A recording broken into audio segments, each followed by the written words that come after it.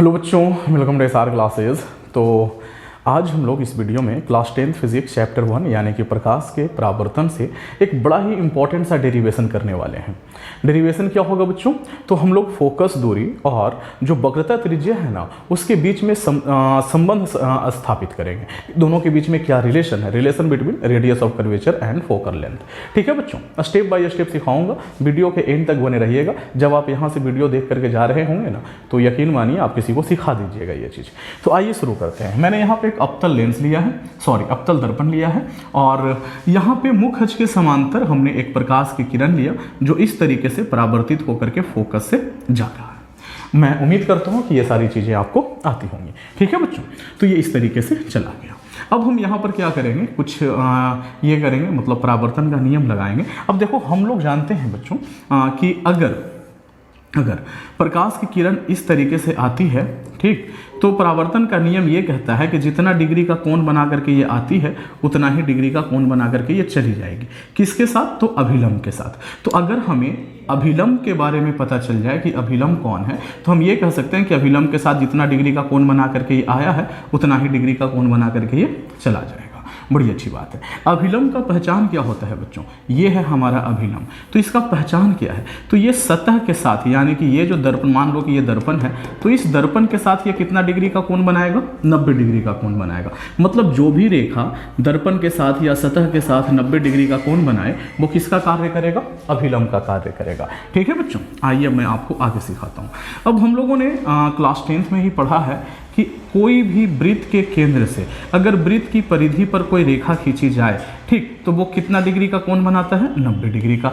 तो मतलब वृत्त के केंद्र से वृत्त पर खींचा गया जो ये है ना रेखा जो है, वो परिधि के साथ कितना डिग्री का कोण बनाता है बच्चों? 90 डिग्री का। ठीक, अच्छा जी, बड़ी अच्छी बात है। तो अगर हम इसको इस तरीके से गोल छोड़ देते, तो ये इस तरीके से पूरा एक गोला होता है कि नहीं, और ये इसका क्या है? केंद्र है। तो इस केंद्र, ये केंद्र हो जाएगा, ये क्या हो जाएगा बच्चों? ये केंद्र हो जाएगा, और ये इसका परिधि हो जाएगा। मतलब इस केंद्र से अगर परिधि पर हम कोई लाइन खींचे, तो वो कितना डिग्री का कोण बनाएगा? 90 डिग्री का कोण बनाएगा, और वो अभिलंब हो जाएगा। क्या हो जाएगा बच्चों? अभिलंब हो जाएगा। तो बस हमें इतना ही चाहिए था। अभिलंब के बारे में पता चल गया कि इस केंद्र से अगर हम एक रेखा खींच देते हैं ना, तो वो किसका काम करेगा? अभिलंब का कार्य करेगा। ठीक, चलिए, बड़ी अच्छी बात है। तो हम एक काम करते हैं जी, रेखा खींच ही लेते हैं, ठीक ना। अब रेखा खींचने के लिए थोड़ा सा मैं एक लाइन ले लेता हूं। यहाँ पे आ जाइए। इस तरीके से मैंने एक लाइन ले लिया। ओके, यहाँ से शुरू किया और कहाँ पहुँचा दिया बच्चों? यहाँ पहुँचा दिया। ठीक है ना। अब मैं इसे थोड़ा सा मोटा कर देता हूँ ताकि आप लोगों को दिखे। ओके, तो कौन से कलर से कर दूँ? ब्लू कलर से कर दूँ, ताकि आप लोगों को एकदम बिल्कुल साफ सुथरा दिखे इस तरीके से। तो अब हम यहाँ पर क्या कर सकते हैं? परावर्तन का नियम लगा सकते हैं। हमने कहा कि ये ए है, अगर आपको नहीं दिख रहा हो तो मैं इधर से लिख देता हूँ। ये ए है और ये बी है। ठीक, बस इतना काफ़ी है। इसको थोड़ी देर के लिए ये पी मान लेते हैं। पी क्या, ये पी से ही दिखाया ही जाता है, तो वो तो पी रहेगा ही। ठीक है ना बच्चों। अब देखो यहाँ पर ये वाला कोण जो है, ये क्या होगा? आपतन कोण होगा, और ये वाला कोण जो है, ये क्या होगा? परावर्तन कोण होगा। तो उसको आर बोल दिए। अब आइए यहाँ पर हम लोग लिखेंगे कि इस कोण का, ये कोण का मान क्या है? नाम क्या है? A B C. लिखेंगे कि कोण ए बी सी बराबर होगा किस कोण के?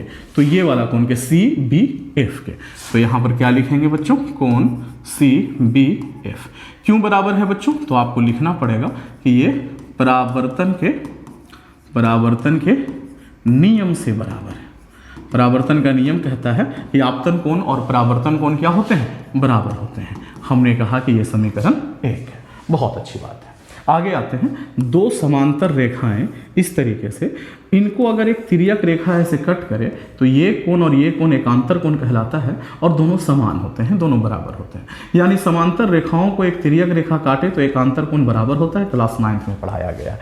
तो अगर मैं कहूँ कि इस तरीके से इसे ऐसे मिटा दूँ, तो अभी क्या ये दोनों बराबर नहीं रहेगा? अभी भी बराबर रहेगा। अगर मैं यहाँ पे इस तरीके से एक दर्पण बना दूँ, तो अभी क्या ये बराबर नहीं रहेगा? अभी भी बराबर रहेगा। तो मेरे बच्चों यहाँ पर देखो, ये जो रेखा है बच्चा, ये ये जो रेखा है ना, ये रेखा और ये रेखा, ये दोनों क्या हैं जी, समांतर हैं। ये दोनों रेखाएं क्या हैं, समांतर है। और ये ब्लू वाली लाइन जो है ना, उसको तिर्यक रेखा के रूप में कट कर रहा है। तो ये कोण और ये कोण दोनों क्या होगा, बराबर होगा। तो यही वाला बात अब मैं लिखने जा रहा हूं कि ये कोण और ये कोण दोनों बराबर है। इस कोण का नाम क्या है, ए बी सी। ठीक, तो यहां पर लिखेंगे कि कोण ए बी सी बराबर होगा इस कोण के, क्या नाम है, बी सी पी या बी सी एफ, कुछ भी बोल सकते हो। मैंने कहा कि बी सी एफ। क्यों बराबर है, तो आप यहां पर बताओगे क्यों बराबर है, तो लिखेंगे कि ये दोनों एकांतर कोण हैं। इसको हम कहेंगे कि ये हमारा समीकरण 2 है। अब समीकरण 1 और समीकरण 2 को जरा ध्यान से देखेंगे तो पता चलेगा कि दोनों का जो लेफ्ट हैंड साइड है ना, वो बराबर है। और अगर दो समीकरण के लेफ्ट हैंड साइड बराबर होते हैं, बायां पक्ष बराबर होता है, तो उनका दायां पक्ष भी बराबर होता है। तो हम कह सकते हैं यहां से कि समीकरण 1 और 2 से क्या है बच्चों, समीकरण 1 और 2 से। इसका पीडीएफ आपको कहां से मिलेगा, मैं क्लास के एंड में बता दूंगा। तो क्या हो जाएगा, दोनों का दायां पक्ष बराबर हो जाएगा। तो लिखेंगे कि कोण सी बी एफ जो है ये बराबर है किसके, बी सी एफ के, बी सी एफ के। अब जरा से हम यहां पर देखना चाहेंगे कि है कौन, C B F, C B F यानी कि ये वाला कोण, बड़ी अच्छा, बी सी एफ यानी कि ये वाला कोण। तो ये दोनों कोण बराबर हो गए। बच्चों ये है क्या, तो ये इस तरीके का एक त्रिभुज है, ये सी बी एफ है और ये बी सी एफ है, और कहा गया कि ये दोनों बराबर है। अब क्लास 9th में ही हमने एक और थ्योरम पढ़ा है कि कोई भी त्रिभुज रहे, अगर उसका कोई दो कोण बराबर हो जाए तो उसके आमने सामने का भुजा बराबर होता है। तो ये वाला कोण और ये वाला कोण दोनों बराबर है, तो इसके सामने का भुजा ये है और इसके सामने का भुजा ये है, तो दोनों भुजाएं भी क्या होंगी, बराबर होंगी। ठीक है बच्चों, ये थ्योरम है क्लास 9th का, तो याद रखना है। ठीक, तो ये वाला कोण के सामने का भुजा कौन है, ये है, और इस कोण के सामने का भुजा कौन है, ये है। ये दोनों बराबर होगा। तो यहां पर लिख देंगे कि इसलिए अगर ऐसा होता है कि दो कोण बराबर हैं, तो हमारा जो सी एफ है ना, ये बराबर होगा किसके बराबर होगा बच्चों, एफ बी के। ये जो सी एफ है वो एफ बी के क्या रहेगा, बराबर रहेगा। बड़ी अच्छी बात है। इसको ना हम थोड़ी देर के लिए क्या मान लेते हैं कि ये हमारा समीकरण 3 है। अच्छा, अब मैं आपसे एक बात पूछना चाहता हूं, ये एक बिंदु है और ये एक बिंदु है और ये भी एक बिंदु है। अगर मैं इस बिंदु से यहां पे एक लाइन खींचता हूं बच्चों, और इस बिंदु से यहां पे एक लाइन खींचता हूं, तो दोनों में से कौन लंबी है, तो आप कहोगे कि सर लाल वाली जो लाइन है ना, वो लंबी है। बड़ी अच्छी बात है। अब मैं इस बिंदु को थोड़ा सा नजदीक करता हूं, तो आप कहोगे कि लाल वाली जो लाइन है वो थोड़ी सी छोटी हो गई। अच्छा, अब तो आप कहोगे कि ये जो लाल वाली लाइन अब खींचे हैं ना गुरुजी, वो और ये जो व्हाइट वाली लाइन है वो दोनों लगभग बराबर हो गया। तो क्यों ऐसा हो रहा है, तो ऐसा इसलिए हो रहा है बच्चों कि ये जो ये बिंदु है और ये बिंदु है, जब दोनों पास पास आ जाएगा तो किसी एक बिंदु से अगर उन दोनों बिंदुओं को मिलाया जाएगा ना, तो दोनों की दूरी लगभग समान होगी। इतना बात मैं क्यों बता रहा हूं, तो वो इसलिए बता रहा हूं कि हमारा जो बिंदु बी है ना, वो पी से बहुत सटा हुआ है। हमने दिखाने के लिए इतना दूर रखा हुआ है कि पी यहां पर है और बी यहां पर है, ताकि हमारा डायग्राम अच्छे से बन सके। लेकिन और कहां से मिलाया जा रहा है दोनों को, एफ से। इस तरीके से एफ से क्या किया जा रहा है, मिलाया जा रहा है कि ये एफ पी है और ये एफ बी है, और देखने में लग रहा है कि ये वाला बड़ा है। लेकिन हकीकत ये है दोस्त कि ये जो बिंदु बी है ना, वो पी के बहुत नजदीक है। तो अगर यहां से ये वाला लाइन खींचा जाए और यहां से ये वाला लाइन खींचा जाए, तो दोनों लगभग क्या होगा, बराबर होगा, है ना। यहां पे खाली फोटो अच्छा बने इसीलिए हमने बी को क्या किया, ऊपर लिखा है। तो यही वाला लाइन यहां पर लिखेंगे, बोलेंगे कि बिंदु बी जो है ना, वो पी के बहुत ज्यादा नजदीक है, इसलिए एफ से बी और एफ से पी दोनों बराबर होगा। ठीक है बच्चों, बस दिखाने के लिए हमने दूर दूर लिखा हुआ है। तो ये लाइन लिखेंगे कि चूंकि बिंदु बी बिंदु पी के बहुत निकट है, बिंदु पी के बहुत क्या है बच्चों, निकट है, इसलिए कौन बच्चे, तो हमारा जो F से P है, F से P जो है ये बराबर होगा F से B के। कोई दिक्कत है, इसको हम बोलेंगे कि ये हमारा समीकरण 4 है। यानी कि F से B और F से P दोनों क्या होंगे, बराबर होंगे। बस अब हमारा काम लगभग खत्म हो गया है और ज़्यादा कुछ नहीं रह गया है बच्चों। मैं इसे थोड़ा सा ऊपर करूँगा इस तरीके से और हमारा काम लगभग हो गया। अब आप लोग एक बात बताओ, समीकरण 3 को और 4 को देखो। समीकरण 3 के दाहिने हाथ में, अच्छा ये क्या हुआ भाई, समीकरण 3 के दाहिने हाथ में कौन है बच्चों, तो आप कहोगे FB है। समीकरण 4 के दाहिने हाथ में क्या है बच्चों, तो आप कहोगे FB है। दो समीकरण का दायां पक्ष बराबर है तो बायां पक्ष भी क्या होगा, बराबर होगा। तो हम लोग लिख देंगे ये बात कि समीकरण कहाँ से, समीकरण 3 और 4 से जो हमने प्रूफ करना था ना इतना मेहनत कर करके, वो हमने कर लिया।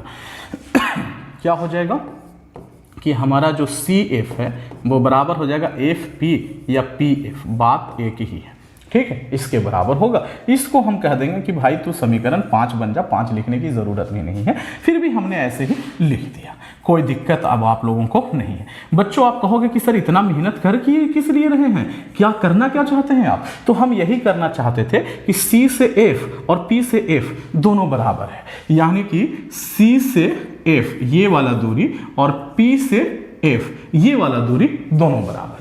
ठीक, ये हमें प्रूफ करना था और ये हमने प्रूफ कर दिया। फायदा क्या हुआ उससे, मैं अब आप लोगों को दिखाता हूं। हमें संबंध किस में बताना है बच्चों, तो हमें संबंध बताना है वक्रता त्रिज्या में और फोकस दूरी में। तो हमने कहा कि वक्रता त्रिज्या है कौन, तो आप कहोगे P से लेकर के C तक वक्रता त्रिज्या है। आप लिखोगे कि PC, तो हम कहेंगे कि ये जो PC है वो किसके बराबर है, तो आप कहोगे कि P से F, क्या कहोगे बच्चों कि PC जो है ना वो P से F और प्लस में F से C दोनों को जोड़ेंगे तो किसके बराबर मिलेगा, PC के बराबर मिलेगा। बड़ी अच्छी बात है। हमने कहा एक बात बताओ, ये PF तो ठीक है, लेकिन ये जो FC है या CF है, यहां पर देखो तो ये जो FC या CF जो है वो PF के बराबर है। बराबर है का मतलब क्या हुआ बच्चों कि अगर ये 5 सेंटीमीटर है तो ये भी 5, ये 10 तो ये भी 10। कहने का मतलब ये है कि इसके स्थान पर हम इसको रख सकते हैं क्योंकि दोनों बराबर है, और इसके स्थान पर हम इसको रख सकते हैं। तो एक काम करते हैं, ये जो FC या CF लिखा हुआ है उसके जगह पर क्या लिख देते हैं, PF लिख देते हैं। क्यों लिख दिया, क्योंकि दोनों बराबर है। अब आप कहोगे सर क्यों सर, यही क्यों लिखें, तो हमको इसी से मतलब था तो ये लिखे, अगर मतलब हमको FC से होता तो हम FC लिखते। अब आप लोग यहां पर देख लो बच्चों, PF और PF दोनों जुड़ करके क्या हो जाएगा, 2PF हो जाएगा कि नहीं हो जाएगा, बिल्कुल हो जाएगा। तो ये हमारा PC इज इक्वल टू क्या हो गया, 2PF हो गया। अब यहां पर देखो P से C क्या है, वक्रता त्रिज्या है, और वक्रता त्रिज्या को हम लोग किस चीज से लिखते हैं बच्चों, R से लिखते हैं। बहुत सारा इंसान इसको केवल R लिख देता है, ठीक, लेकिन जो एग्जैक्ट होगा ना वो क्या होगा कि P से C जो है, देखो ये दर्पण के बाईं ओर है, और अगर बाईं ओर है तो हम लोग किस में लेते हैं दूरी, माइनस में लेते हैं, इक्वल टू ये क्या हो जाएगा बच्चों, 2 है। PF क्या है, तो P से F ये फोकस की दूरी है, और फोकस दूरी को हम लोग छोटा f से लिखते हैं, और फोकस दूरी भी क्या है, दर्पण के बाईं ओर है, तो ये भी किस में होगा, माइनस में होगा। और फिर हम कहेंगे कि ये माइनस से ये माइनस कट जाएगा। अगर आप माइनस में नहीं भी लिखते हो तब भी आंसर गलत नहीं होता है, लेकिन हम क्यों गलत लिखें, हम बिल्कुल सही लिखेंगे, है ना बच्चों। तो इस तरीके से हमने सही लिख दिया। अब क्या है बच्चों, तो अब आप लोग देख पा रहे होंगे कि हमारा R जो है वो किसके बराबर है, 2F के बराबर है। यही हमें प्रूफ करना था। कुछ लोग इसको इस रूप में भी लिखते हैं जिस रूप में मैं लिखने वाला हूं, या तो हम कह सकते हैं कि हमारा F किसके बराबर है बच्चों, तो ये 2 इधर जाएगा तो R में भाग लग जाएगा, यानी R/2 के, इस रूप में भी। और इसी रूप में ये ज़्यादा फेमस है कि F is equal to R/2 होता है, ठीक है। तो इस तरीके से हम प्रूफ कर सकते हैं बड़े ही आसानी से। आप चाहें तो इसका एक स्क्रीनशॉट ले सकते हैं बच्चों, हाँ जी, इसका एक स्क्रीनशॉट ले सकते हैं इस तरीके से। और नहीं तो अगर ये PDF चाहिए तो इसके लिए आपको पेड व्हाट्सएप ग्रुप में जुड़ना पड़ेगा, जिसमें मैं सारा पैनल PDF देते रहता हूं। तो कैसा लगा आपको ये वीडियो, कमेंट करके अवश्य बताना है। अच्छा लगा है तो इसे एक लाइक करें, अपने दोस्तों में शेयर करें, और चैनल पे पहली बार आए हैं तो चैनल को सब्सक्राइब कर करके SR क्लासेस के साथ जुड़ जाए, ठीक, क्योंकि यहाँ पे कंप्लीट सिलेबस कराया जाता है और बेहतरीन पढ़ाई की जाती है बच्चों, पढ़ाई कराई जाती है, जिससे कि बच्चों की तैयारी एग्जाम से पहले बहुत अच्छी हो जाए। तो थैंक्स फॉर वॉचिंग, बने रहें SR क्लास के साथ। मिलते हैं नेक्स्ट वीडियो में, तब तक के लिए बाय बाय।